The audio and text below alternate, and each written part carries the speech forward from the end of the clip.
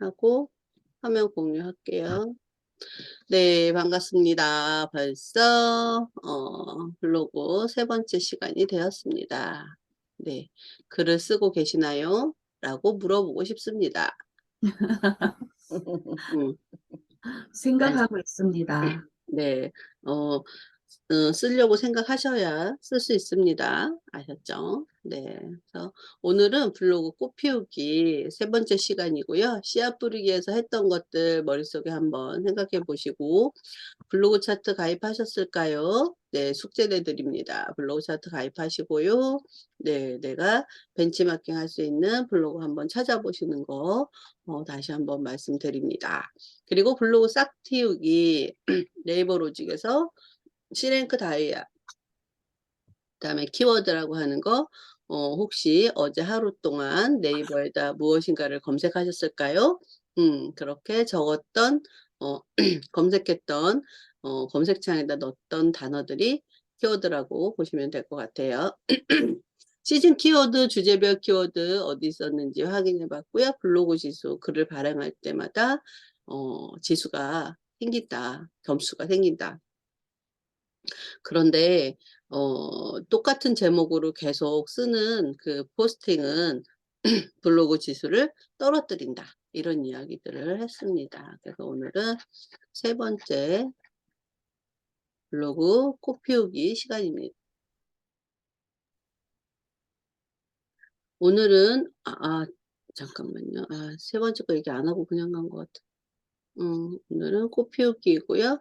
이웃 관리, 그룹 추가, 이웃 늘리는 방법. 우리가 인스타에서 팔로우 늘리는 방법처럼 블로그에는 이웃이 있습니다. 그래서 이웃 관리는 어떻게 해야 되고, 이웃의 그룹 추가, 이웃 늘리는 방법들을 한번 알아볼 거고요. 그 다음에 애드포스트 승인 기준, 그 다음에 글쓰기의 팁, 블로그 통계, 내가 블로그를 잘하고 있는지, 3개월에 한 번씩 블로그에서 알려주고 있습니다. 그거 한번 볼 거고요. 그 다음에 주제별 실시간 키워드 찾는 방법에 대해서도 한 번 더 확인해 보도록 하겠습니다. 그래서 오늘은 블로그 이웃에 대해서 이야기해 볼 건데요. 블로그 이웃은 관심 블로그를 즐겨 찾거나 구독하거나 팔로우하는 개념이라고 보시면 되는데요. 이웃과 서로 이웃이 있고요. 나를 추가한 이웃, 내가 추가한 이웃 이런 식으로 구분이 되어 있어요. 서로 이웃은 신청하고 동의 절차를 통해서 맺어지는 관계라서 이웃보다는 더 끈끈한 관계라는 거죠. 예를 들자면 이웃 같은 경우에는 내가 저 사람을 이웃으로 한다던가 저 사람이 나를 이웃으로 한다던가 해서 그냥 소식을 받을 수는 있어요. 소식을 받을 수는 있는데 서로 이웃은 아닌 거예요. 되게 언제 어제도 정리하다 보니까 되게 신기했어요. 그리고 나를 추가한 이웃은 서로 이웃은 아니지만 이웃 추가를 할 수 있다. 누구든 이웃 추가를 할 수 있어. 내가 100명, 100명, 200명, 300명 이렇게 추가를 할 수 있지만 그럼 나는 저 사람의 글을 보는 거지만 저 사람은 나를 어, 저 사람은 내 글을 보거나 그러는 건 아닌 거예요. 내가 관심이 있어서 가는 게 이웃인 거예요. 저쪽 사람한테도 마찬가지로. 그래서 요 부분을 한번 볼 거고요. 그 다음에 이웃을 추가할 때는 그룹을 만들 수가 있어요. 그룹을 만들 수가 있는데 블로그의 요 기본 설정에서 열린 이웃 메뉴에 가보면 이웃과 그룹 관리, 나를 추가한 이웃, 서로 이웃 신청 요런 부분이 있어요. 그래서 요거를 한번 같이 보도록 할 거예요. 그래서 그룹별로는 500명까지 추가가 가능하고요. 그 다음에 이웃 같은 경우에는 최대 5,000명까지 이웃을 만들 수 있는데요. 음, 그 인스타 같은 경우에는 나를 팔로우하는 사람들은 무제한으로 이제 늘어나지만 내가 팔로우할 수 있는 사람은 7,500명까지가 가능하다고 해요. 그런데 요즘 좀 7,500명보다 조금 더 돼도 계속 늘어나는 현상이 보여서 숫자가 좀 변동됐나? 이런 생각이 들 정도이긴 한데, 네이버 블로그 같은 경우에는 최대 5,000명까지, 서로 이웃이 5,000명까지 가능하다고 합니다. 이웃을 늘리는 방법도 이따가 다시 한번 페이지에서 보여드릴 건데요. 전문적인 블로그나 관심 있는 블로그에 글에서 공감 댓글한 사람들을 추가하는 방법들이 있어요. 그러니까 나와 관심이 같은 사람들을 친구 추가하는 방법들인데요. 조금 이따 한번 보여드리도록 할게요. 그래서 이렇게 진행할 거고, 그 다음에 먼저 이웃부터 한번 보도록 할게요. 블로그 여기서 가가지고 내 블로그 하시면 관리에서 열린 이웃이라고 해서 이웃 그룹 관리가 있어요. 그래 저 같은 경우에 저도 사실 요번에 인제 하면서 좀 정리를 좀 했었거든요. 정리를 좀 했는데 다 정리는 못 했고 어떻게 했냐면 여기 이웃 그룹에 가면 그룹을 추가할 수 있어요. 저는 지금 이웃에 대한 요게 지금 요렇게 그룹이 하나 둘 셋 넷 다섯 여섯 일곱 개의 그룹으로 나뉘어져 있고요. 그리고 인제 블로그하우 1 기 7 명, 독서하우 3 명, 그리고 MKYO 웬만하면 MKYO 학우들이 많으니까 MKYO 친구들, 그다음에 부동산은 제가 보니까 전에 부동산 관련해서 친구를 해 달라고 오시는 분들 계셔 가지고 그냥 따로 내비둔 것 같아요. 근데 다 구별을 다 구분을 하지는 못했던 것 같고요. 기마스쿨 공부할 때 했던 사람들, 그다음에 기타로 그냥 분류해 놓은 사람들, 그다음에 찜 브이로그에서 추가한 찜이 브로그 찜이 브로그 하는 데가 있어요. 그 저기 블로그 잘하시는 분이신 것 같아서 거기에서 추가되는 사람들 요렇게 해서 해 놨고요. 그룹을 추가할 때는 여기에서 요렇게 그룹을 추가해 가지고 만약에 불나방 불나방이라고 해서 만들어 놓으면 불나방의 식구들은 만약에 서로 이웃이라든가 이렇게 했을 때 불나방에다가 넣으면 되는 거예요. 어떻게 넣는지 이따가 저기 어 이웃 신청해 보셔서 아실 건데 잠깐만 조금 이따 한번 볼게요. 그다음에 이웃 순서는 이웃 그룹들이 이렇게 있는데 어떻게 순서를 정할 거냐라고 하는 거라고 요 불나방을 그럼 맨 위로 올리고 싶다 그러면 맨 위로 올릴 때는 요거를 써요. 아니면 맨 아래로 내려갈 땐 요걸 쓰고 그런데 불나방을 한 칸 한 칸씩 이렇게 올려주면은 요렇게 요만큼까지 올 수가 있고요. 확인 버튼을 눌러주면 순서를 정할 수가 있어요.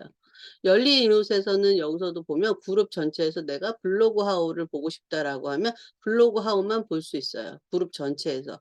왜 이렇게 해 놨냐면 인제 블로그 하우에 계시는 분들이 인제 글을 얼마나 쓰고 있는지 하나하나 찾아가기가 좀 쉽게 요렇게 해서 하나씩 만들어 놨고요. 그다음에 요렇게 해서 어 그룹을 좀 만들어 놓으면 내가 보고 싶은 사람들을 잘 볼 수 있어요, 하나씩. 팔로우 인스타 같은 경우에도 그 팔로워들을 잘 적어 놓지 않으면 누구 이름을 기억하지 않으면 잘 못 찾아가는 경우가 있거든요. 그런데 블로그 같은 경우에 이렇게 그룹을 만들어 놓으면 훨씬 도움은 되는 것 같더라고요. 음. 자 그다음에 이제 여기서 보면은 나를 추가한 이웃이 있어요. 여기에서 나를 이웃으로 추가한 사람들이 있는데 그다음에 서로 이웃인 사람들이 있고요. 서로 이웃인 사람들은 뭔가 더 액션을 취하지 않아도 서로 이웃이기 때문에 괜찮고요. 그다음에 나도 이웃으로 추가한 사람. 이 사람들은 나도 이웃으로 추가한 사람들인데 여기서 돌상가님한테 제가 서로 이웃 신청을 해 보도록 할게요. 돌상가님과는 현재 이웃입니다라고 하면 내가 그 사람을 이웃으로 이 사람 서로 이웃으로 변경하고 있네요.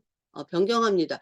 이웃인데 돌상가님도 내가 이웃이고 나도 돌상가님이 이웃이면 서로 이웃 같잖아요. 그런데 서로 이웃은 아닌 거예요.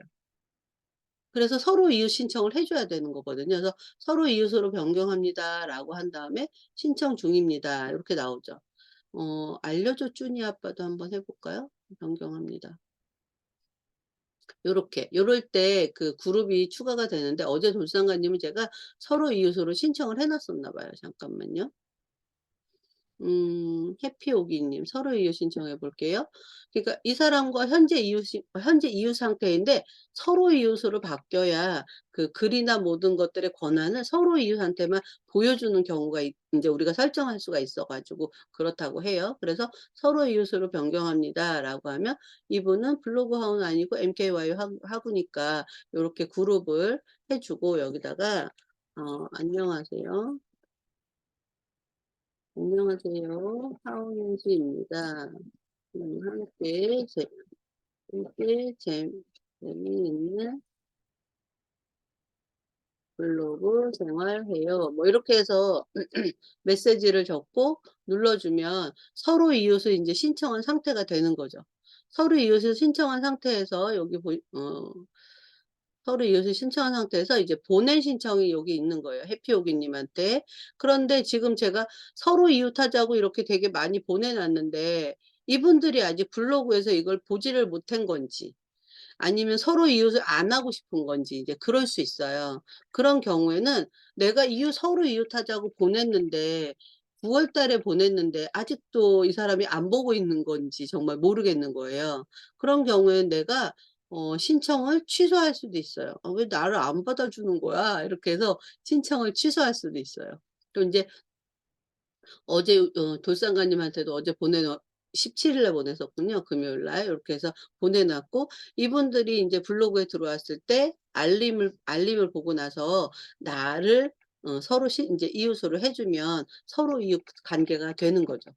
그래서 나를 여기서 그다음에 나를 이웃으로 추가한 사람들 전체를 볼 수 있는데 나를 이웃으로 신청한 사람들 나는 신청 안 했어. 그런데 나를 이웃으로 신청해 준 사람들한테는 서로 이웃을 신청할 수 있어요. '아 이분이 오셨구나.' 요 마음수님은 어제 제가 서로 이웃을 신청해서 어 신청한 단계라고 진행 중이라고 이렇게 나오고요.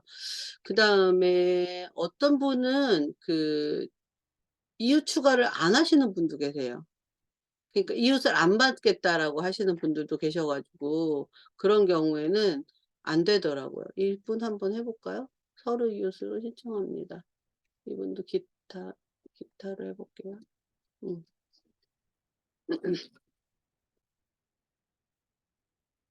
그런데 이제 서로 이웃을 신청한다거나 이럴 때는 좀 이렇게 메시지를 지금 좀 간단하게 썼는데 쪼끔 더 성의 있게 "나 너랑 친구하고 싶어. 이웃하고 싶어." 이런 느낌으로 나를 좀 소개하는 글들을 좀 써 주시면 좋을 것 같아요. 그래서 열린 이웃에서 이웃 그룹 추가할 수 있는 방법들 그리고 나를 추가한 이웃에서 나를 추가한 사람도 있지만 나도 이웃으로 추가한 사람들 있고요. 서로 이웃인 분들은 서로 이웃 되어 있기 때문에 다르게 뭐 만질 거는 없는 것 같아요. 그래서 사실은 블로그 시작할 때 그룹을 좀 만들어 놓으시면 진짜 이렇게 뭐 독서 클럽인지 아니면 취미하는 클럽인지 뭐 어떤 이렇게 학교 생활할 때 필요하신 분들인지 동네에서 아시는 분들인지 이런 것들을 구분해 놓으시면 나중에 관리하기가 좀 더 좋고요. 그냥 다 기타나 뭐 이렇게 넣어 놓으시면 구분이 안 되기는 하더라고요. 그래서 저도 인제 MKY가 훨씬 더 많기는 한데 거기서도 또 이렇게 또 따로 구분을 하는 거는 인제 요번에 한번 인제 블로그하우나 인제 블로그하우나 아니면 인제 블로그하우하고 우리 독서하우하고 이제 2개 정도는 제가 이제 구별을 좀 해 놨고요. 네 명지님 섭섭해하지 마시고요. 불나방으로 구분하도록 하겠습니다. 그리고 인제 만약에 예를 들어서 인제 불나방으로 인제 더 추가를 하고 싶다라고 했을 때는 여기다가 명진, 명진님 블로그가 뭐예요 이름이? 마이크 열고 얘기해 줘 봐요. MJDUKE. MJ, DUUK. D, U, K, E. E. 네. 아 맞아. 이거 무슨 뜻이에요? 이거 내가 만든 게 아니라 음. 처음 메일 만들 때 친구가 만들어 주면서 옆에서 만들어 놓은 거라서 의미 없어요. 음. 어. 바꾸셔야 돼요 그러면. 네. 네. 그럼 요렇게 체크해 가지고 지금 MKY 학으로 되어 있는데 그룹 이동을 눌러 가지고 불나방에다 이렇게 넣어 놓는 거죠. 그러면 이제 불나방으로 가 있기 때문에 이제 불나방 눌렀을 때 이제 명지님이 들어가 있으니까 훨씬 더 저는 찾기가 좋죠. 예, 요렇게 해서 옮겨 놓을 수 있도록 하겠습니다. 그렇게 해서 이웃 관리는 되게 중요한데 여기에서 조금 더 설명이 좀 더 필요하다라고 하면 보자. 서로 이웃. 이웃 말고 나를 이웃으로 추가한 사람들 중에서 마음언니 수도 어제 했고 배짱이님 해볼까요? 여기서 보면 이웃 추가할 때 보면 여기 뭐가 있냐면 이웃과 서로 이웃은 무엇인가요? 이웃 공개, 서로 이웃 공개 글은 누가 볼 수 있나요? 라고 해서 블로그 이용하는 팁에 이렇게 나와 있어요. 한번 요걸 클릭해 보시면 공식 블로그 있는 거 알고 계시죠? 블로그에 공식 블로그가 있어서 이거는 2010년도에 적힌 글이기는 한데 계속적으로 이웃과 서로 이웃에 대한 구분을 좀 해놓을 수 있는 부분들을 그 개념 설명을 여기서 해놨다고 보시면 돼요. 블로그 자체 내에서. 자체 내에서 할 수 있다고 보시면 되고, 그렇다면 내가 블로그 이웃이 많은 게 좋겠어요? 서로 이웃이 많은 게 좋겠어요? 아무래도 서로 이웃이 많은 게 좋겠죠. 내가 이웃을 추가했다라고 하는 건 그냥 내가 저 사람한테만 관심이 있기 때문에 가능한 거기 때문에 아무나 할 수 있는 거거든요. 그래서 요렇게 하는 것보다는 그래도 서로 이웃을 통해서 한번 그 찐 소통하시는 그런 부분들이 되게 중요한 것 같아요.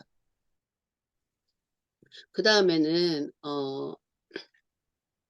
그룹 이웃 추가 말씀드렸고 이웃 늘리는 방법에 대해서 말씀드렸는데 요거는 뭐냐면 자 블로그에서 내 블로그 가서 그 네이버에서 예를 들어서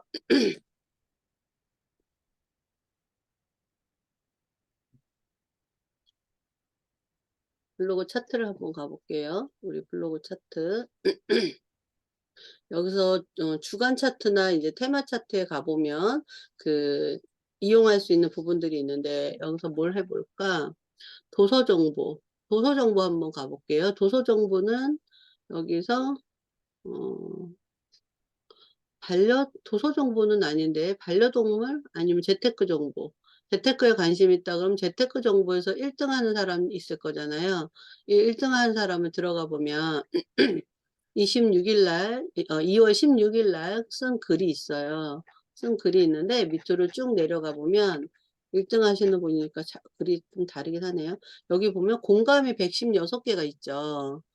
이 사람들은 이 부분에 재테크 부분에 관심이 있는 분들인 거잖아요. 그래서 공감을 눌러보면 이분들 같은 경우에는 경제에 대해서 관심이 있는 분들이라는 거죠. 그래서 여기서 이웃을 추가할 수 있어요.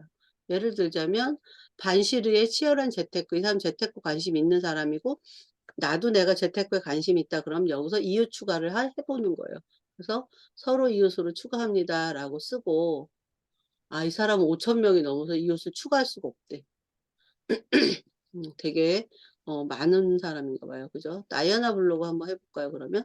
이 사람을 서로 이웃으로 추가해 봅니다. 그럼 이 사람은 내가 잘 모르는 사람이니까 부동산이나 경제를 같이 넣었을 때 이렇게 해보면 되겠죠. 그리고 이 사람이 블로그 이름이 뭐냐면 블루레더라고 하는 사람의 블로그잖아요. 그럼 이 사람이 경제에 관심이 있는 사람이야, 재테크에 관심이 있는 사람이야, 라고 하면 여기다가 블루레더, 블로그 보고, 이웃 신청합니다. 저도 재테크에 관심이 많아요. 함께, 서로 해서 좋은 어, 찐소통해요. 뭐 이렇게 찐소통해요. 이렇게 해가지고서는 이제 보내는 거죠. 이렇게 해서 이웃을 어디서 늘리냐 하면 내가 괜찮다고 생각하는 블로그에 글에 가보면 이렇게 그 달려있는 하트 표시되어 있는 분들을 하루에 30명씩 서로 이웃 추가를 이렇게 신청하는 거예요. 그러면 오는 사람도 있고 안 오는 사람도 있겠죠. 그 안 오는 사람들 같은 경우에 나중에 서로 이웃을 신청한 거를 취소하셔도 됩니다. 그렇게 해서 이웃을 나랑 관심사가 비슷한 분들을 이웃을 늘려가는 방법들을 사용하는 거죠. 그날 우리 토요일 날 만났을 때도 제가 말씀드린 것처럼 인스타그램도 마찬가지라 그랬잖아요. 인스타그램도 내가 찾아가지 않으면 아무도 오지 않아요. 그래서 돋보기에다가 예를 들어서 MKY를 검색한다거나 MKY를 검색해서 MKY 오피셜이나 이런 데에 하트 눌러주시는 분들 계실 거잖아요. 7.9만이야. 와, 대박이다. 그죠? 그러면 여기서 하트 눌러주는 사람들, 이 사람들 있을 거잖아요. 이 사람들을 팔로잉 하면서 찾아가 갖고, 상큼빵님은 제가 아시는 분이니까. 그런데, 여기 가가지고서는 좋아요 몇 개 눌러주고, 친구하러 왔습니다. 라고 해서 적어주시는 걸로 그렇게 해서 친구를 맺으러 가거든요. 팔로잉 하러 가거든요. 그것처럼 블로그도 마찬가지로 블로그 나랑 비슷한 관심사가 있는 사람들을 찾아가서 잘하시는 분을 찾아가서 경제 이야기하는 블로그 1등 메신저라고 돼 있네요.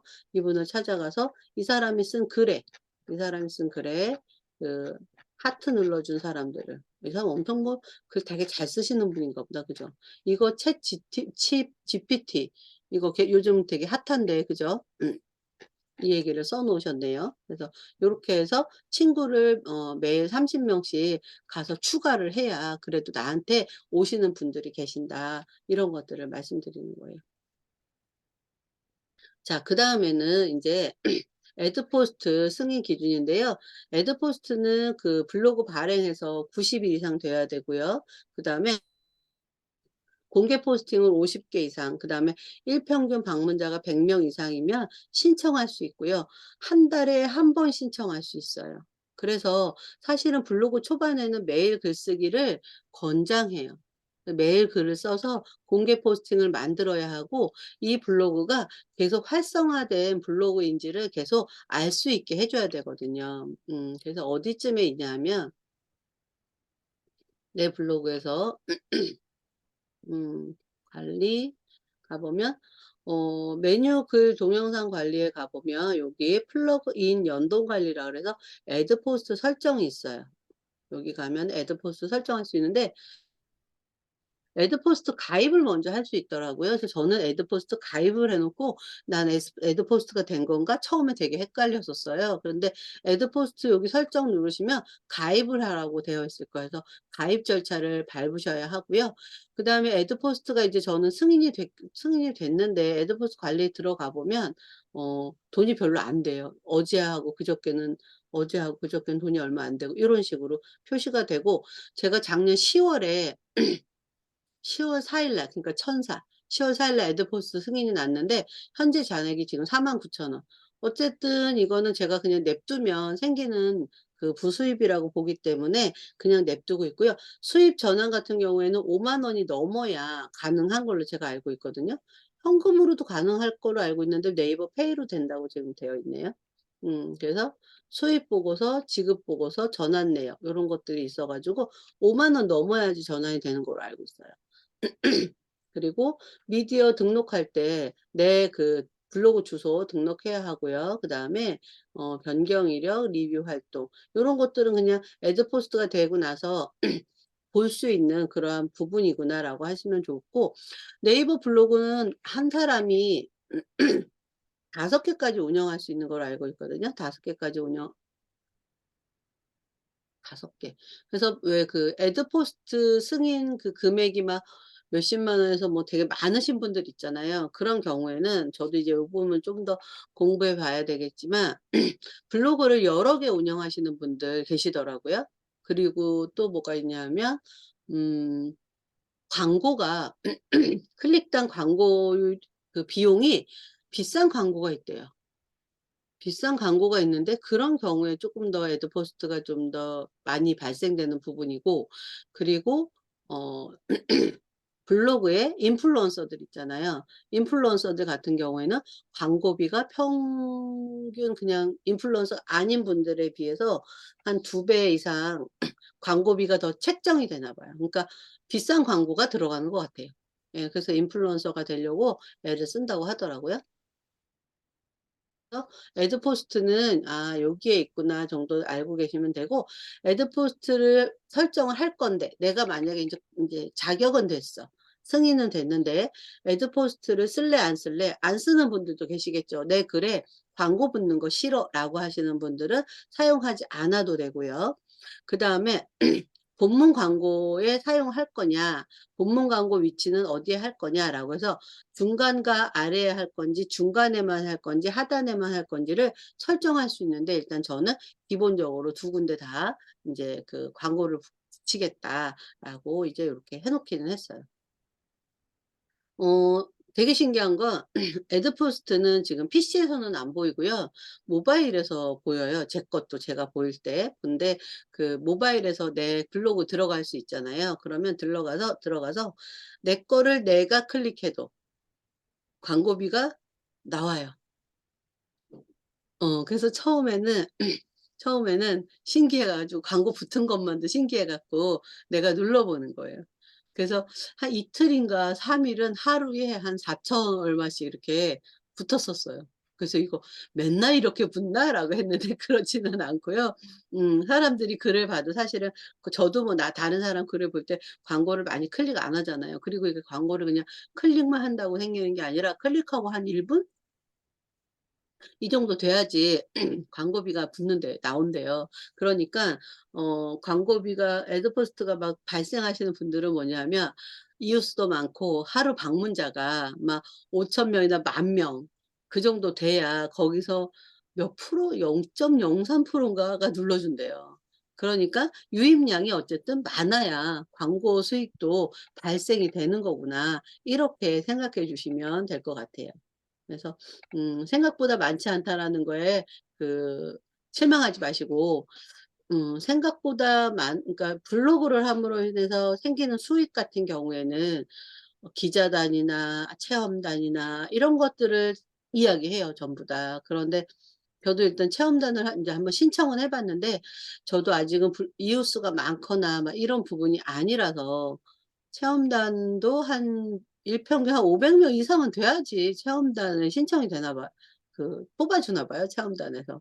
그래서 아직 그만큼은 아니라서 저도 더 많이 포스팅해야 되는 상황이기는 해요. 예. 그래서 그 대신에 인제 체험단을 하면 뭐 "생활비가 줄어든다." 뭐 이런 것들 있잖아요. 그런데 이제 전에 문강온천 갔을 때 숙소 하나는 인제 받기로 하기 했어요. 숙소 사용권.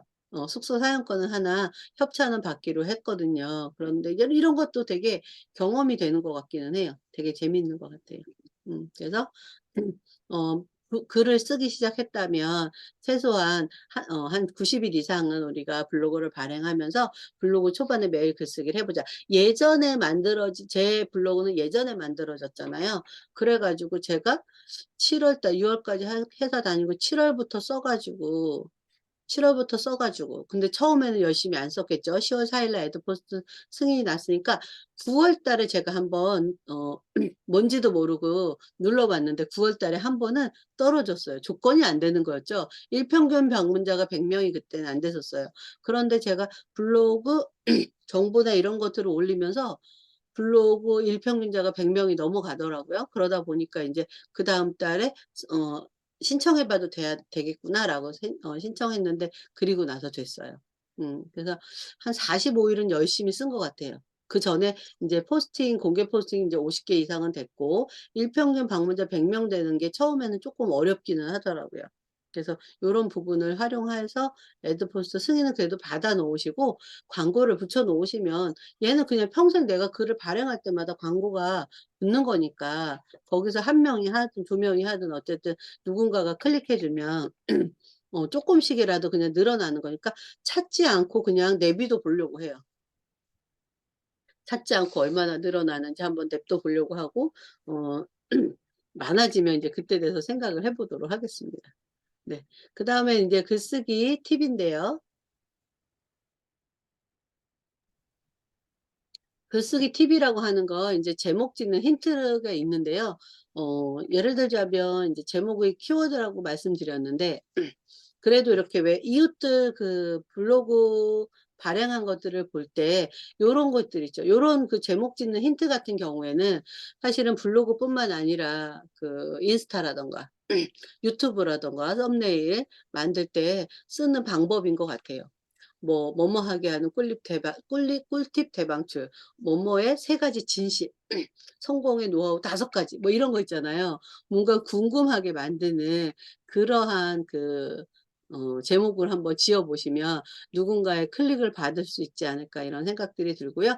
가독성과 체류 시간 늘리기인데 문단을 좀 엔터 치면서 좀 자주자주 눌러 주라는 거예요. 저도 사실은 막 그 글을 쓰면서 아직까지 막 이렇게 꾸미고 하는 게 잘 안 되는데 문단을 좀 나눠 주고, 그러니까 요만큼 읽고 또 한 번 칸을 띄우고 읽을 수 있게 해 주고, 문장을 너무 길지 않게 써서 읽기 쉽게 가독성이 좋게 이렇게 해 주면 좋을 것 같고요. 동영상이나 모먼트 활용, 모먼트가 짧은 동영상이잖아요. 그래서 모먼트를 활용한다거나 동영상을 우리가 한 번씩 넣어 주라고 하는 건 동영상을 넣어 줌으로 인해서 체류 시간이 길어질 수 있고요. 그다음에 함께 읽으면 좋은 글을 추가해서 체류 시간을 조금 더 길게 만들어 주는 거죠. 그래서 체류 시간이 2분 이상이면 굉장히 '내 블로그가 그래도 안정적이구나.' 이렇게 볼 수 있다라는 겁니다. 그리고 함께 아니야, 저리 가 봐. 저리 가세요. 네. 함께 읽으면 좋은 걸 추가하는 방법 조금 이따 링크 만드는 거 알려드릴 거고요. 그다음에 지도 추가하기. 지도도 추가해서 내가 어디 갔다 왔을 때 꼭 지도를 추가할 수 있도록 한번 해 볼게요. 그다음에 이제 내가 글을 쓰다 보면 내 글이 다른 사람이 퍼가기도 하는데, 그랬을 때 마우스 오른쪽 버튼을 사용하지 않게 왜 이렇게 쫙 긁어서 복사해 가지 않도록 설정하는 거, 그다음에 자동 출처 밝힐 수 있게 해 주는 거, 요런 것들을 설정할 수가 있어요. CCL도 설정할 수 있는데 CCL 같은 경우에도 그 저작권에 내 글에 대한 저작권을 내가 설정할 수 있는 거예요. 그래서 요거 한번 하는 것도 알려드리도록 해 볼게요. 여기까지 먼저 해 볼게요. 글쓰기 들어가서 음 글쓰기 들어가서 음 좀 이쁘게 써 놓은 글이 있어야 되는데 글을 쓸 때 지금 저도 이게 지금 좌측 정렬이잖아요. 정보를 제공하는 글 같은 경우에는 좌측 정렬을 쓰는 게 훨씬 더 좀 도움이 되고요. 아니면 이제 놀러 갔다 왔다거나 좀 재미있게 갔다 왔던 부분들은 좀 이렇게 중간 정렬해서 써 주시고, 그다음에 글쓰기 들어가서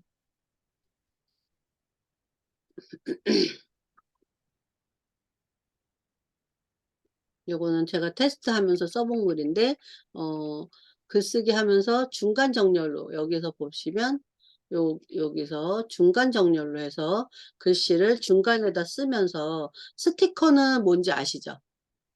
네. 한글 우리가 프로그램 써 봤으면 스티커는 뭔지 아실 건데, 사진 불러올 때도 여기서 사진을 좀 오도록 하고 있습니다. 보자. 요건 사진 찍어 놓은 것들인데요.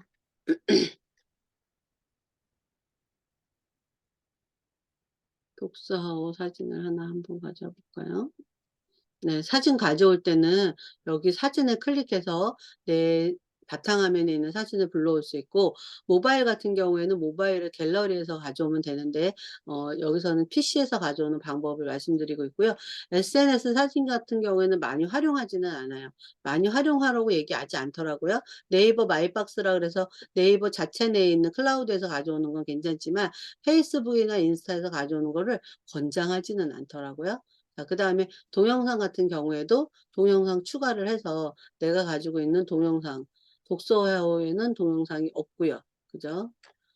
음 하나를 갖다 놔야 되겠네. 그죠? 영상 PC에서 주로 지금 작업을 하고 있어 가지고 PC에 있는 거를 카카오톡으로 보내고 카카오톡에서 PC에 다운로드 받아서 활용하는 방법이 있는데, 모바일로 했을 때는 모바일에 있는 동영상을 그대로 불러오면 돼서 더 좋기는 해요. 그리고 스티커 클릭하시면 왼쪽에 스티커들이 나오고, 여기에는 내가 구매한 스티커들도 있고 블로그 자체 내에서 제공해 주는 이런 스티커들이 있거든요. 그러면 그 글에 맞게 요런 것들을 하나씩 중간중간에 넣어 준다거나 이렇게 해서 "너무 재미있었다. 너무 좋았다. 근데 오늘 너무 슬펐다." 뭐 이런 것들, 요런 것들, "신난다." 이런 스티커를 중간중간에 활용함으로써 가독성이 생기는 거예요. 그러니까 읽는 사람이 읽기 편하게 만들어 주는 거를 그 가독성이라고 할 수 있잖아요. 그래서 요렇게 만들어 주는 것들이 있고요.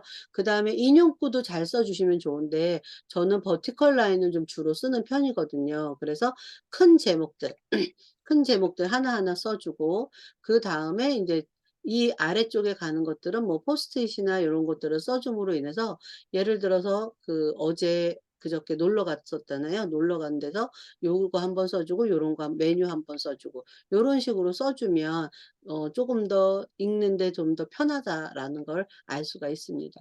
구분선 같은 경우에는 요거 되게 많이 쓰더라고요. 요거 되게 많이 쓰시고 요런 것도 쓸 수 있고요. 구분선도 활용해서 문단이 좀 나뉘거나 내용이 조금 달라지는 것들을 활용할 수가 있는데 요것도 한번 써 보시면 좋을 것 같아요.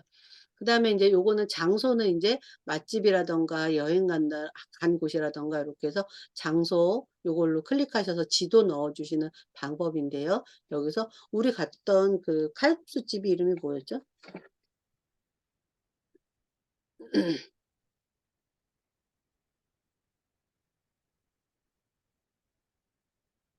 선제 칼국수.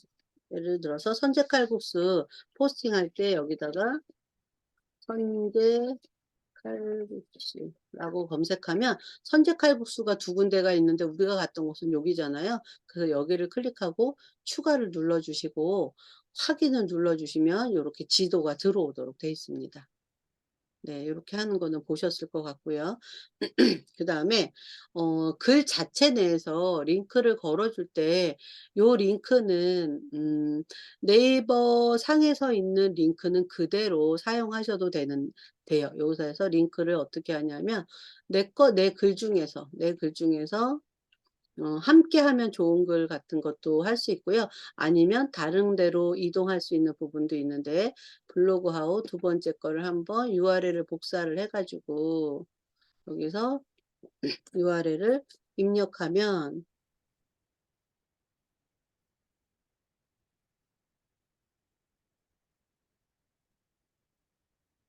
이렇게 확인이 눌러집니다. 그리고 발행을 하면 여기로 바로 가요, 글이. 이렇게 해서 어 비공개로 해서 발행을 눌러 볼게요.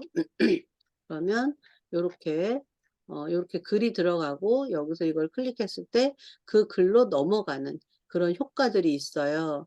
그런데 요거는 내가 써 놓은 글에 대한 그 링크가 되는 거고 한 가지 더 중요한 걸 알려드리면 여기서 보시면 인스타그램 바로 가기 위해서 인스타그램을 넣어 놓지는 않았는데 이렇게 글씨에다 링크를 거는 방법이 있어요. 요런 것들은 예를 들어서 제가 블로그 하우 투 인제 "이 기를 모집한다." 라고 했을 때 그 구글 폼 같은 거 "작성하세요."라고 할 수 있잖아요. 그런 경우에도 쓸 수 있고요. 요렇게 지금 "요 글로 다시 가자."라고 할 때도 쓸 수 있는데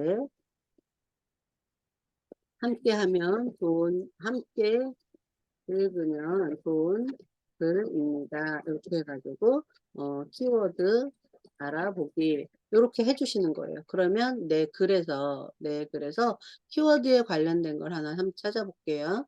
음.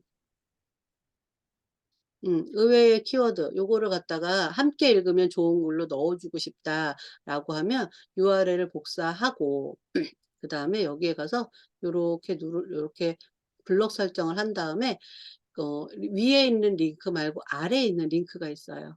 링크를 클릭해서 넣어 주고 체크해 주면 파란색으로 변하면서 밑줄이 그어졌죠. 그죠? 보이시나요? 그래서 제가 이렇게 발행을 하면 키워드 알아보기를 이렇게 이쪽으로 보내주는 거예요. 어때요? 아까 한 거하고 조금 다른 건 뭐냐 하면 얘는 이렇게 요 대표 사진까지 다 같이 오는 부분이고 요거는 키워드 알아보기라서 요거만 클릭하면 그 링크 건 곳으로 바로 가기 때문에 '요게 쪼금 더 깔끔하지 않을까.' 이런 생각이 들어요. 요거 잘 모를 땐 저도 이렇게 했었거든요. 근데 요렇게 해 보는 거 좋을 것 같고요. 그다음에 아까 말씀드린 것처럼 설문지를 받는다든가 구글 폼을 받는다든가 이랬을 때도 "신청서 작성은 여기로 해 주세요."라고 해서 뭐 화살표 띡띡띡띡띡띡 해 주고 여기다가 그 구글 폼이나 요런 것들을 넣어 주시면 되는데, 예를 들어서 다른 데 있는 링크다. 인스타그램 같은 경우에 아니면 어 유튜브 같은 경우에 내가 갖다가 쓸 수 있는데요. 네이버에서 네이버가 아닌 다른 링크들을 아주 좋아하지는 않겠죠. 그렇다면 요거를 갖다가 제가 요 링크를 복사를 했어요. 링크를 복사를 하고 여기다가 넣어 줄 때 그냥 넣어 주면 어떻게 되는지 한번 볼게요. 수정하기 눌러서 위에다 하지 뭐, 그죠? 어차피. 독서하고 이렇게 해 가지고 이렇게 한 다음에 링크 해서 체크하면은 이제 독서하우로 가겠죠. 그런데 이건 지금 인스타그램 링크였잖아요. 그럴 경우에 인스타그램 링크를 쓰지 않는 경우가 있어요. 어떻게 하냐면 네이버에서 음 비틀리 비틀리라고 하는 사이트가 있는데요. 비틀리라고 하는 사이트는 원래는 그 긴 주소, 긴 주소를 짧게 해 주는 그런 그 사이트예요. 그래서 여기다가 링크해서 클릭해서 제 이 인스타그램 링크를 클릭하면 요렇게 짧게 나와요. 요렇게 짧게. 요렇게 짧게 주소를, 왜 그 주소 되게 길 때 있잖아요. 그럴 때는 요 비틀리를 사용해 가지고 짧게 만들어 줄 수가 있어요. 그럼 여기다 다시 한번 해 볼게요. 독서하우 야외 소품 이렇게 해 가지고 여기다가 해서 링크를 걸어 주면, 체크해 주면 이제 발행을 눌러 볼게요. 비공개로 했을 때 주소가 비틀리로 가면은 인제 네 타 주소, 네이버가 아닌 다른 주소이기는 하지만 네이버에서 인식할 때 그거를 쪼끔 더 속여주는, 눈속임할 수 있는 그런 부분이라고도 보실 수 있거든요. 그래서 독서하우 야외 소풍 해서 요렇게 보여질 수도 있고, 그다음에 독서하우에서 바로 또 이렇게 보여질 수도 있고, 그래서 두 가지로 이렇게 볼 수가 있습니다. 그래서 요렇게 함께 보면 좋은 글로 해서 체류 시간을 좀 더 길게 해 주는 그런 방법들, 영상 넣는 방법, 그다음에 지도 넣는 방법들에 대해서 좀 설명을 드렸고요. 또 글쓰기에서 보시면 또 뭐가 있냐면 음 요 부분이 있어요. 내 모먼트가 있어요. 내 모먼트는 제가 블로그 포스팅 해 놓은 게 있거든요. 모먼트에 대해서 포스팅해 놓은 게 있는데, 모먼트는 숏폼이라 그래 가지고 짧은 동영상을 그 네이버에서도 올릴 수가 있도록 돼 있어요. 그래서 제가 만들어 놓은 숏폼들인데, 모먼트인데, 이 내가 글을 쓸 때 내가 예를 들어서 "여기 서정리 맛집에 갔다 왔어."라고 했는데 영상이 없으면 내가 모먼트 만들어 놓은 걸 갖다 클릭하면 바로 가지고 올 수가 있습니다. 내가 핸드폰으로 직접 찍은 영상을 넣으셔도 되고, 모먼트는 사진을 연결해서 우리가 릴스도 사진 연결해서도 릴스 만드는 것처럼 블로그도 마찬가지로 사진 해서 이렇게 모먼트를 만들 수 있어요. 그래서 요걸 직접 가져와서 영상을 추가하는 방법이 있습니다. 그리고 지난번에 인제 우리가 그 글감 템플릿에 대해서 말씀드렸었는데, 글감을 클릭하면 사진들이 되게 많이 제공이 되고 있어요. 블로그에서 제공되는 사진들이긴 한데 클릭해 보면 출처가 언스플래시라고 되어 있잖아요. 그래서 언스플래시라든가 아니면 또 무료로 가지고 있는 데가 어디였죠? 이렇게 출처까지 다 밝혀진 사진들을 사용할 수가 있는 거예요. 예를 들자면 내가 책을 클릭하면 책도 한번, 요즘 읽고 있는 책이 돈의 습성. 그러면 돈의 속성을 이렇게 직접 가지고 오면 돈의 속성에 대한 글을 쓸 수가 있는 거죠. 이렇게 가져와서 쓸 수 있고요. 그다음에 사진에서 만약에 내가 가져다 쓰고 싶어. 돈의 속성이라고 하는 책에 대해서는 우리가 사진이 별로 없으니까 그럴 때는 여기 있는 방향을 클릭해 보면 가로 방향과 세로 방향의 사진이 제공되는데 가로 방향 사진을 써볼래? 라고 하고 라이센스에서는 나는 무료만 사용할 거야 라고 하면 체크를 무료에만 하시면 돼요. 그러면 무료로 된 가로들의 사진들이 제공이 되죠. 그래서 돈은 여기다가 쓸 때 이렇게 하나 갖다가 책에 대해서 쓸 때 여기다 쓰고 돈은 중요하다. 돈은 생명이 있다. 내가 얼마나 소중하게 여기느냐, 여기느냐, 여기느냐에 따라서 뭐 블라블라블라블라 이렇게 그냥 써 내려간 다음에 또 하나씩 모아지는 돈의 속성 사진을 써주고 돈의 속성뿐만 아니라 그럼 여기서 뭐 부동산이라고 한번 써볼게요. 부동산이라고 하면 돈을 모아서 뭐 집을 뭐 부동산을 살 수도 있다. 뭐 이런 식으로 내가 글을 써내려갈 때 책에 대한 걸 써내려갈 때 사진을 여기서 가지고 올 수 있다라는 거예요. 그리고 영화도 쓸 수 있고요. 영화도 쓸 수 있고요. TV도 쓸 수 있어요. 그런데 이제 예를 들자면 말씀드린 것처럼 이거는 블로거들을 통해 블로그를 쓰는 크리에이터들한테 제공하는 네이버가 제공하는 무료 제공하는 거잖아요. 그렇기 때문에 여기 있는 것들은 쓰셔도 된다라는 거예요. 출처도 다 밝혀져 있고 이 사람들이 다 이렇게 알고 있는 것들이기 때문에 다 쓰셔도 된다라는 거예요. 되게 좋지 않을까요? 부동산 여기다가 부동산을 해 놔서 부동산 음악에 대한 게 나오나 봐. 음. 그래서 쇼핑, 뉴스 이런 것들도 다 쓸 수 있다라는 거예요. 예. 이런 것도 쓸 수 있고 갖다 쓸 수 있고 이거에 대해서 나의 의견이나 이런 것들을 쓸 수 있겠죠. 그러면 포스팅할 때도 어때요? 부동산이나 이런 것들에 대해서 아시는 분들은 또 이런 것들을 쓸 수도 있겠죠. 뉴스 중에서 요리가 있는지 한번 볼까요? 음. 아 요리는 과학이자 요리라고 그냥 하지 말고 그럼 뭐 김치찌개.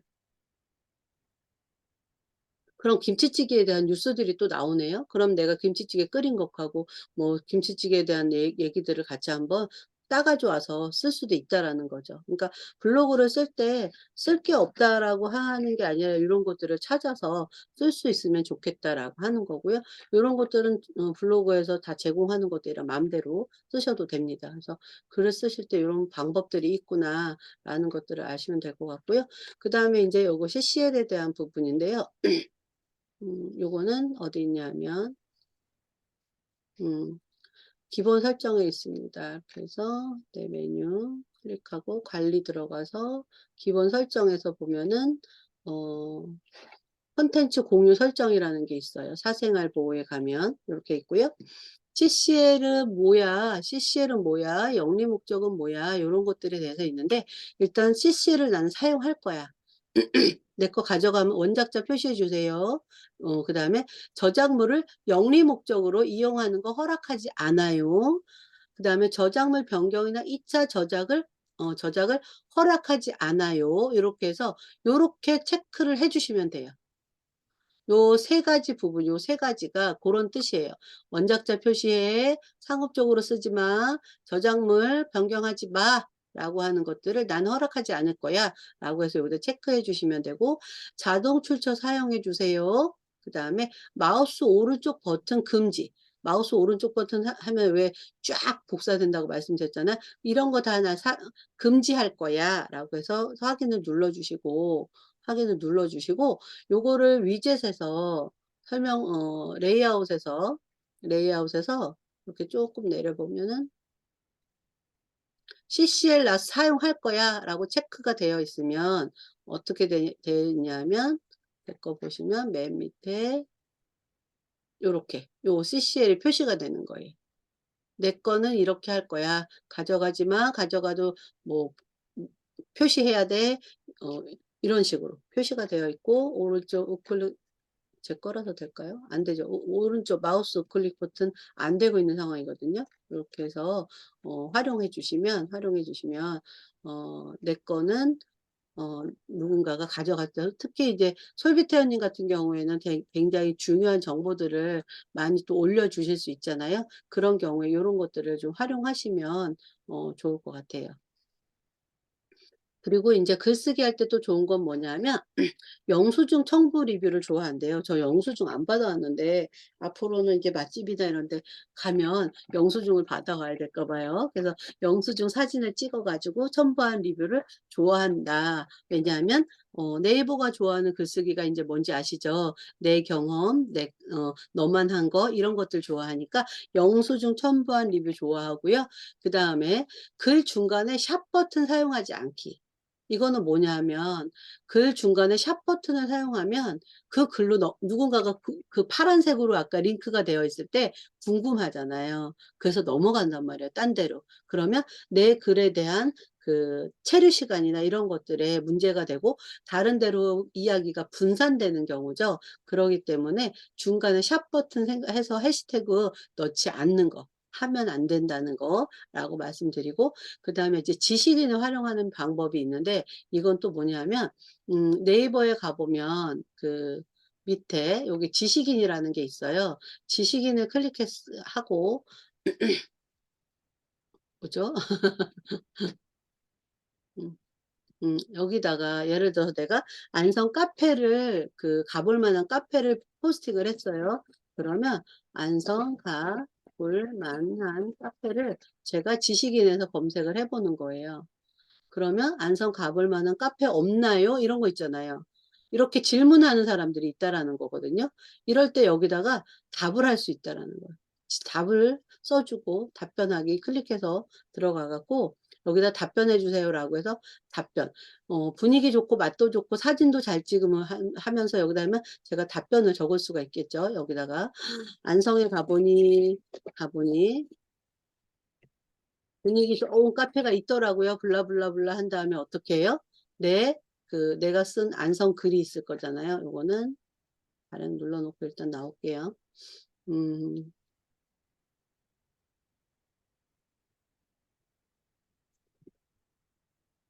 맛집에서 안성 가볼 만한 카페에 요 URL을 복사해 가지고 여기다가 만약에 "가보니 어때서 여기 한번 가 보기를 추천드려요." 라고 해 갖고 제 블로그로 오게도 할 수 있죠. 내 블로그로 방문자를 올 수 있게도 할 수 있는 그런 부분들이 지식인에다가 내가 답글 다는 부분이에요.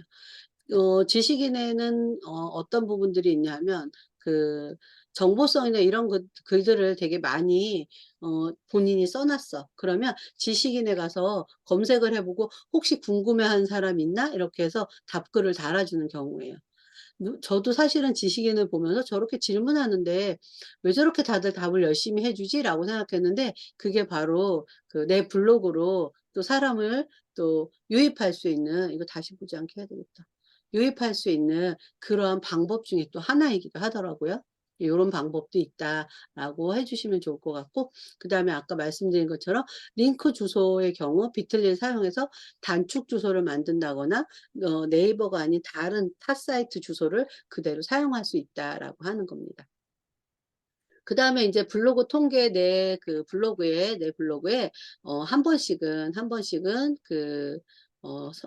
뭐라고 해야 되지? 성적표라고 해야 될까요? 하여튼 그런 부분이 있는데 고걸 한번 보도록 할게요. 음. 요거 되게 궁금하더라고요, 저는. 통계에 가보면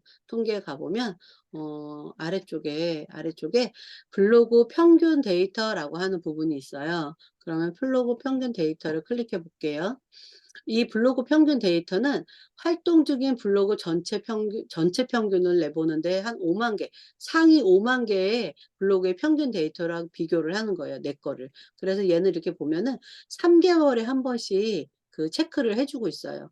3개월에 한 번씩 체크를 해 주고 있어서 내 블로그의 위치, 그다음에 흐린 회색은 그래도 전체 블로그 평균보다 높은 수치, 상위 그룹의 평균보다 높은 수치, 엑셀런트 이렇게 해서 구별을 해 주고 있는데요. 제 블로그 같은 경우에는 조회수는 5,650 건으로 그래도 중간은 되는 거죠. 평균보다는 높은 수치에 지금 들어가 있고요. 그다음에 방문 횟수도 4,846으로 평균보다는 높은 수치에 들어가 있고, 이 위에는 이제 상위 그룹들, 이제 진한 데는 상위 그룹들이 보여져요. 방문자 수도 마찬가지로 요 정도는 가고 있죠. 아직 갈 길이 멀지만 인제 포스팅하면서 열심히 따라가 봐야 되겠죠. 요렇게 해서 요 부분들은 사실은 내가 아직 이웃 수도 부족하고 포스팅 날짜들도 아직 부족하기 때문에 따라가기 쉽지 않은 부분들이긴 한데요. 가장 제가 이제 좀 좋다라고 생각되는 부분은 게시글 평균 사용 시간인 거예요. 요거는 단위가 초로 되어 있는데, 평균보다 서비스 전체 평균이 147 초이고 상위 그룹 평균이 150 초인데 제 거는 171 초로 그래도 읽는 평균이, 그러니까 체류 시간에 대한 부분이 굉장히 높구나라는 걸 알 수 있어요. 그래서 이런 부분에 있어서는 그래도 '내가 블로그를 그래도 잘 운영하고 있구나.' 이런 생각이 들게 하는 그러한 성적표라고 보시면 되겠죠, 통계표라고. 그럼 그 3 개월 전에는 어땠나? 3 개월 전에도 인제 그 평균이나 요런 것들은 했지만 여기서 쪼끔 아쉬운 부분이 서비스 전체 평균이 148 초였는데 제 거는 144 초였거든요. 그런데 요거를 쪼금 더 3 개월 동안 그 체류 시간을 좀 길게 하는 그런 효과들이 있는 글들을 썼구나라고 하는 거고, 7월 달은 제 거가 인제 뭐 형편없겠죠. 이제 요때부터 이제 시작했으니까 내 블로그 평균이 인제 여기 중간에 들어가 있는 게 아니라 전 서비스 전체 평균보다 낮은 수치를 지금 보이고 있는 거죠. 시간도 마찬가지고. 예, 그랬는데 인제 7월 달부터 시작했으니까 10월 달과 인제 1월 달을 비교해 보면서 점점 포스팅도 많아지고, 그다음에 방문자 수도 많이 받을 수 있고, 그다음에 체류 시간도 이렇게 길어지는구나 이런 것들을 볼 수 있어요. 그래서 본인 것들을 한 번씩 블로그 평균 데이터를 한 번씩 보면서 내 거를 확인할 수 있고, 매일매일 보는 거는 인제 여기 있는 일간 현황에 대해서 볼 수 있죠. 일간 현황과 그다음에 평균 사용 시간, 평균 사용 시간. 어제 거 한번 볼까요? 어제는 여기 지금 일간과 주간과 그다음에 월간을 볼 수 있고요. 그리고 이 밑에 보면은 전체 시간들을 볼 수 있죠. 그러면 전체 시간들을 봤을 때 2월 15일 날은 무슨 글이 있었는지 4분 15 초, 서로 이웃은 7분 동안이나 7분 39 초나 보고 갔네요. 그러다 보니까 평균이 높아진 것 같아요. 그죠? 그래서 요 시간들이 2 분대가 좀 넘으면 '내가 그래도 블로그 글을 안정적으로 쓰고 있구나.'라는 것이라고 생각하시면 되는 거예요. 되게 중요한 부분이고요.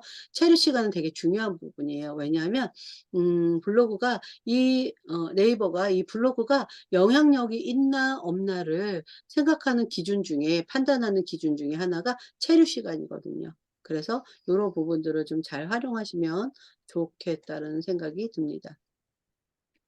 그리고 인제 여기 보면은 여기 블로그 평균 데이터에서는 주제별로 조회수가 얼마나 되나 봤더니 비즈니스 경제 쪽을 보는 사람이 제일 많은 거예요.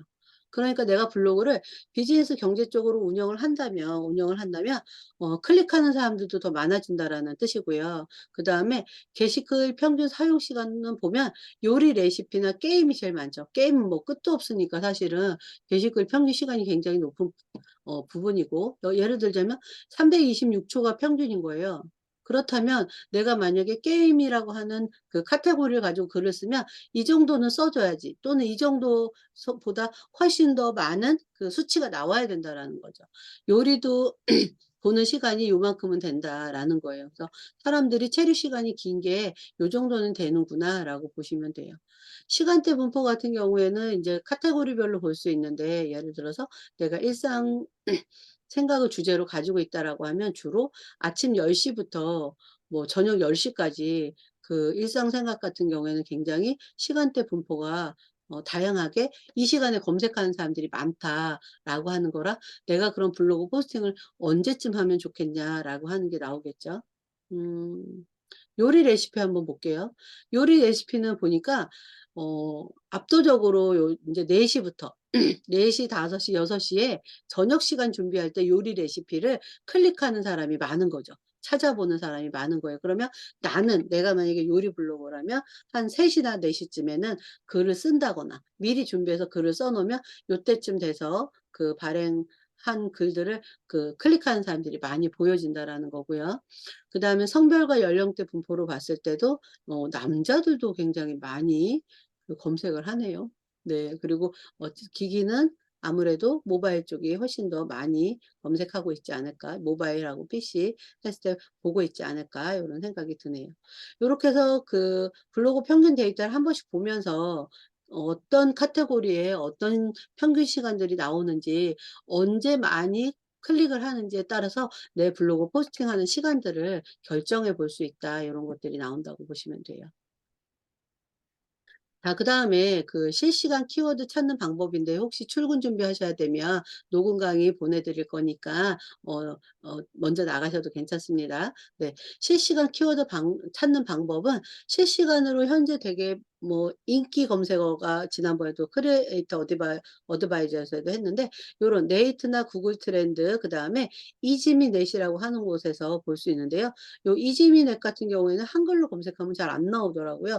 요거를 검색해야지 나와요. 그래서 실시간 키워드는 네이트 같은 경우에 한번 볼게요.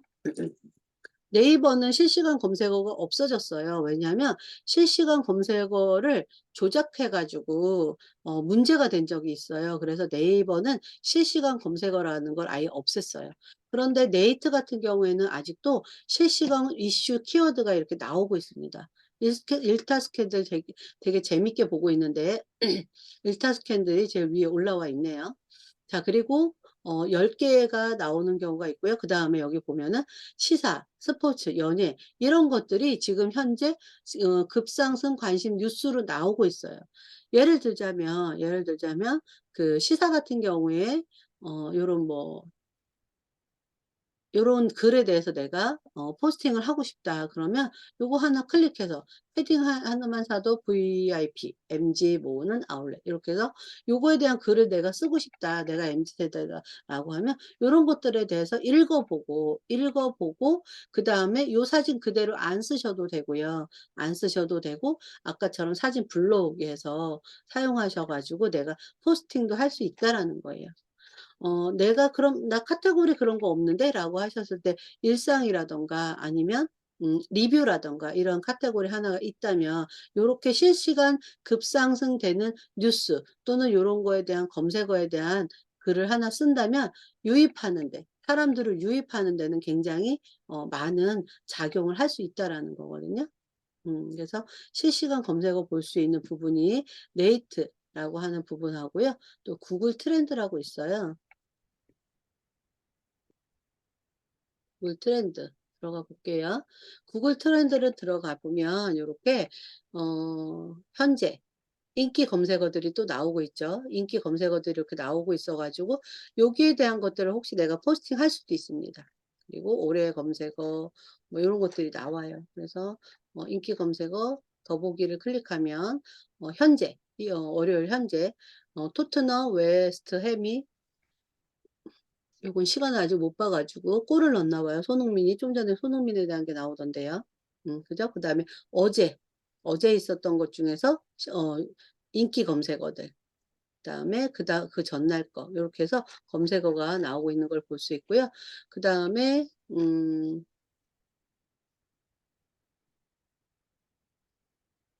여기에서 그다음에 또 뭐였었지? 여기서 이지미넷에서 구름이 있었고, 랭크 EZME.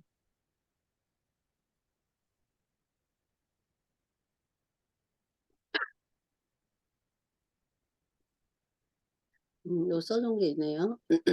엔터 쳐 볼게요. 여기 지금 이지미넷이라고 하는 데서는 실시간 검색어들이 이렇게 나오기도 하는데, 여기 검색어 구름이라는 게 있어요. 검색어 구름을 클릭하면 김 부자가 지금 현재 제일 그 핫한 키워드이구나라는 걸 볼 수 있어요.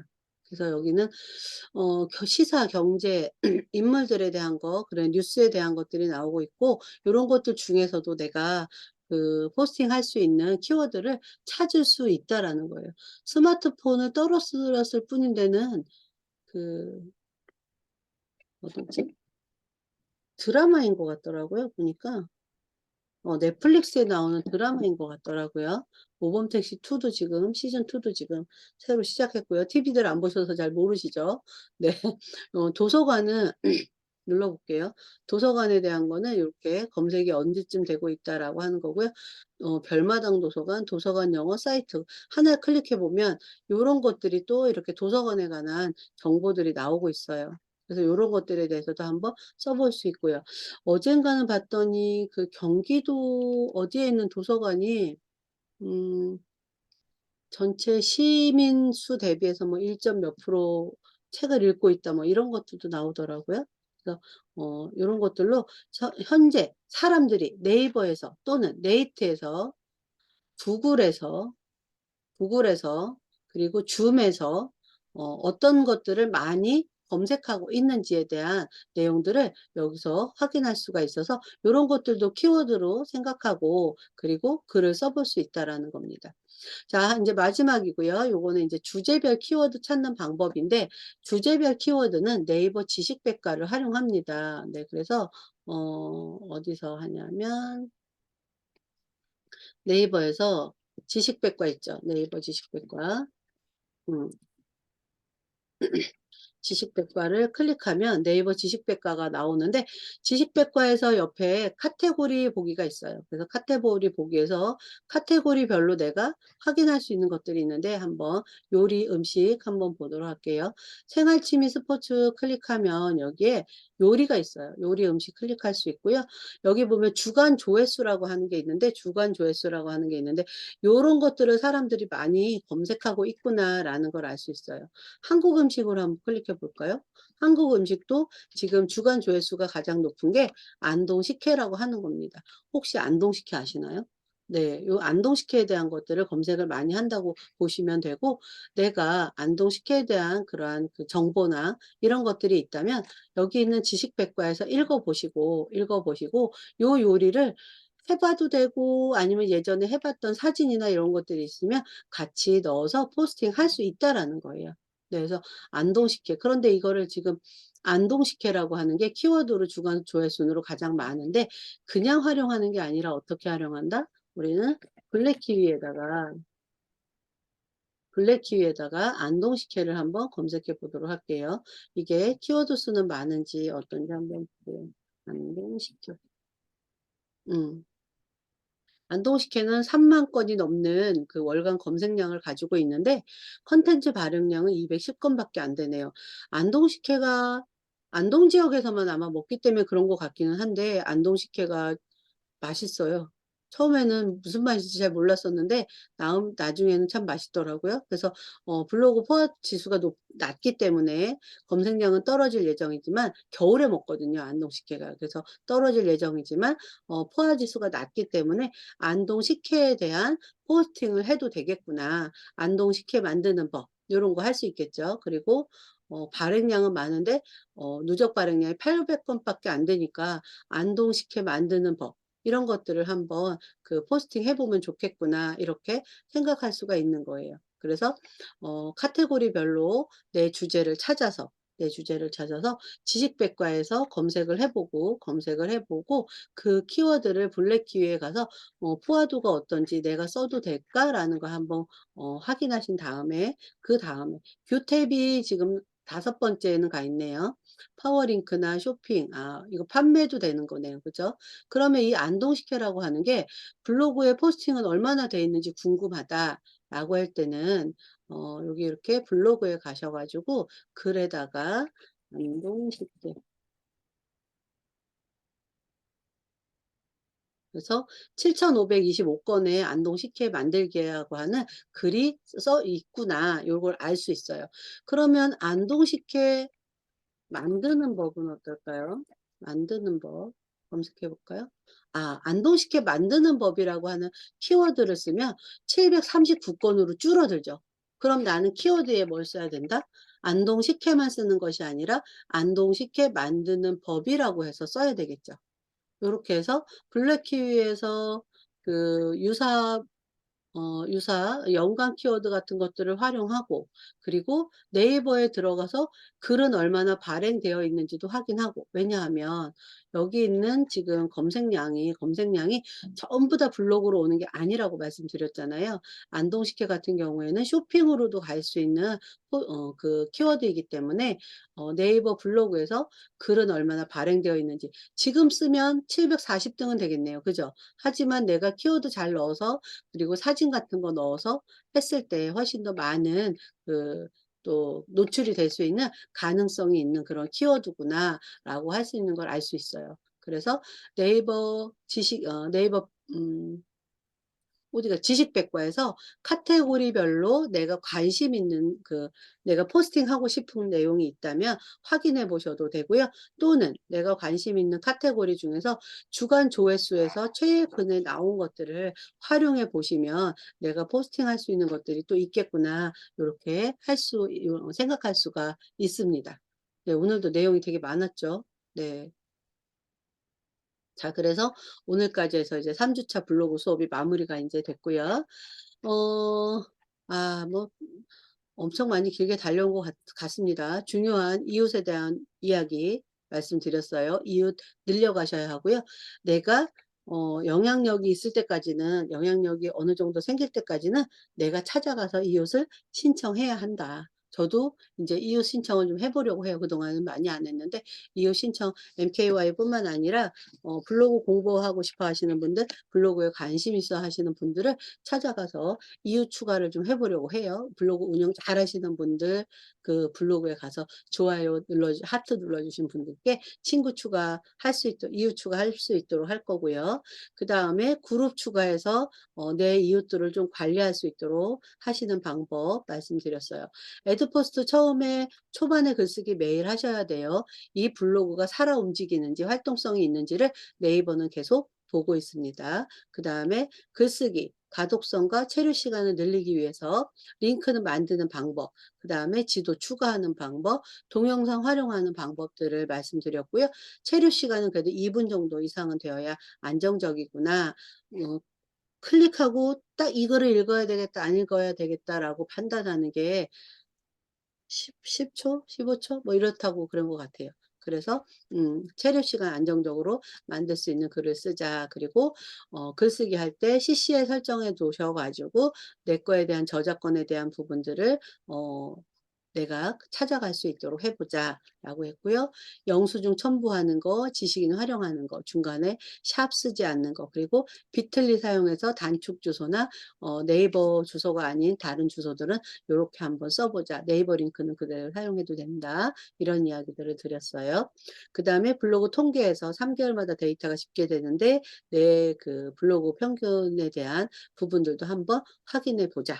그래서 평균 사용 시간이나 이런 거 중요하다라고 말씀드렸고요. 실시간 키워드는 '내가 글을 쓸 게 너무 없다.'라고 하실 때, 실시간으로 사람들이 그럼 지금 뭘 그렇게 열심히 검색하나, 네이트, 구글 트렌드, 그다음에 이지미네 세 군데에서 우리가 실시간으로 사람들이 궁금해하는 것 중에서 내가 글을 쓸 수 있는 게 있는지 한번 확인해 보고 포스팅할 수 있다. 요것도 마찬가지로 그냥 쓰지 마시고요. 블랙 키위에다가 키워드 넣어 보고, 그리고 나서 포화도는 어느 정도 되는지 확인하고 쓰시면 좋겠다라고 말씀드렸고요. 그다음에 주제별 키워드는 네이버 지식백과 활용해 가지고 여기서 카테고리 활용해서 최근에 나오고 있는 그러한 최근 이슈가 되는 글들은 무엇이 있는지 확인한 다음에 블랙키위에 갔다가 검색해 보고 네이버 블로그에서 글 개수 확인하고 포스팅할 수 있도록 하시면 될 것 같습니다. 그래서 글을 인제는 써 보셔야 됩니다. 인제 포스팅 계속 하셔야 돼요. 그냥 계시면 아니 되옵니다. 그래서 여기까지 진행을 하였습니다. 네, 이제 공유를 중지하고요. 네. 시간이 벌써 1 시간 20 분이 됐어요. 그죠? 너무 길게 돼 가지고 음 출근하시는데 또 힘들지 않았을까 싶습니다. 일단 녹화는 여기서 마치고 인제